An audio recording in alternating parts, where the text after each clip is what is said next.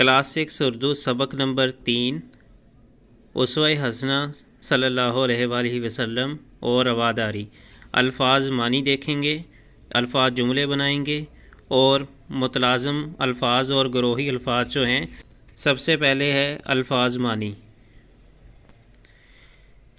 الفاظ ہیں اور ان کا مطلب کیا ہے، جس طرح علم جو ہے اس کا مطلب ہوتا ہے بردباری یا نرم دلی۔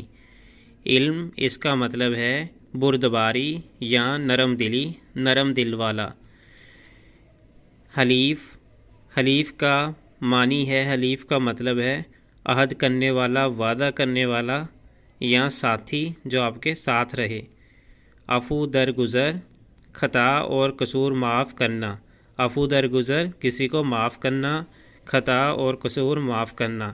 اسی طرح کامل کا مطلب ہے مکمل اور پورا۔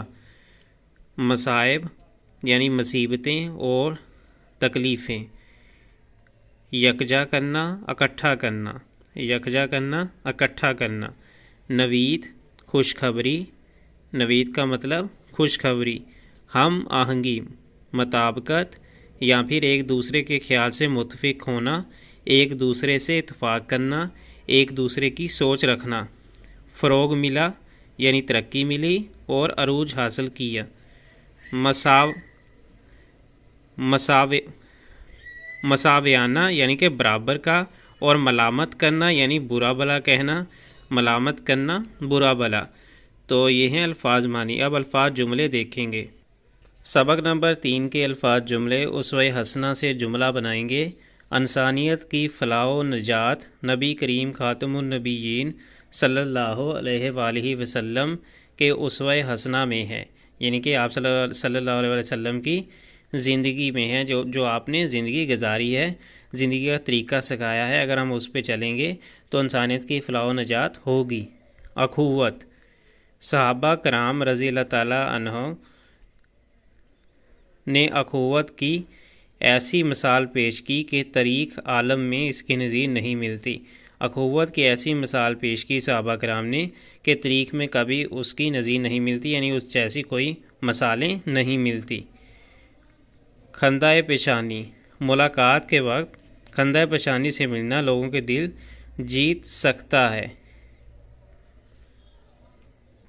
رواداری، شریعت نے ہمیں رواداری اور حسن سلوک کا حکم دیا ہے۔ ناگوار، نوجوان کی سخت بات بزرگ کو ناگوار گزری، یعنی کہ بری لگی۔ نوجوان کی سخت بات بزرگ کو ناگوار گزری۔ متلازم یا گروہی الفاظ۔ متلازم یا گروہی الفاظ کون سے ہوتے ہیں؟ ایسے الفاظ جن کو زبان پر لاتے ہی ان سے تعلق رکھنے والے بہت سے مزید الفاظ ذہن میں آ جائیں، متلازم یا گروہی الفاظ کہلاتے ہیں۔ یعنی کہ ایسے الفاظ جب ہم ان کو زبان پہ لاتے ہیں، ایک لفظ کہتے ہیں تو اس کے ذریعے ہمارے ذہن میں مزید اس جیسے بہت سے الفاظ آ جاتے ہیں، تو ان ایسے الفاظ کو گروہی الفاظ کہتے ہیں یا متلازم الفاظ کہتے ہیں۔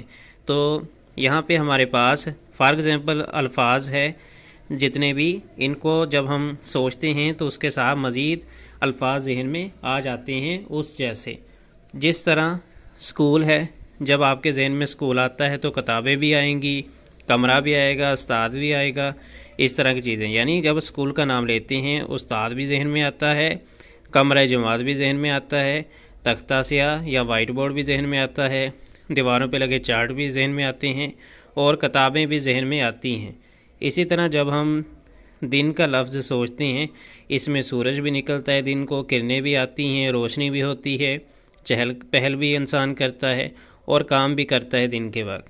اسی طرح جب ہسپتال کا ذہن میں آتا ہے تو اس کے ساتھ ذہن میں آتا ہے مریض بھی ہوتے ہیں ہسپتال میں، ڈاکٹر بھی ہوتے ہیں، نرس بھی ہوتی ہے، ادویات بھی ہوتی ہیں اور آپریشن تھیٹر بھی ہوتا ہے۔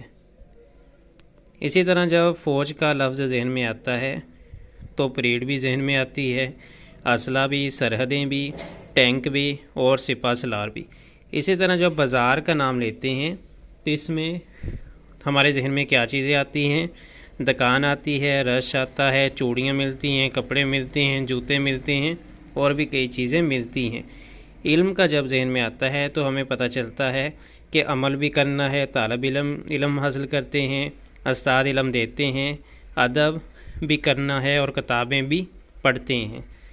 جب گرمی کا لفظ ذہن میں آتا ہے تو گرمی میں پسینہ بھی آتا ہے، لو بھی چلتی ہے، پیاس بھی لگتی ہے، پنکھا بھی چلاتے ہیں اور باریک کپڑے بھی پہنتے ہیں۔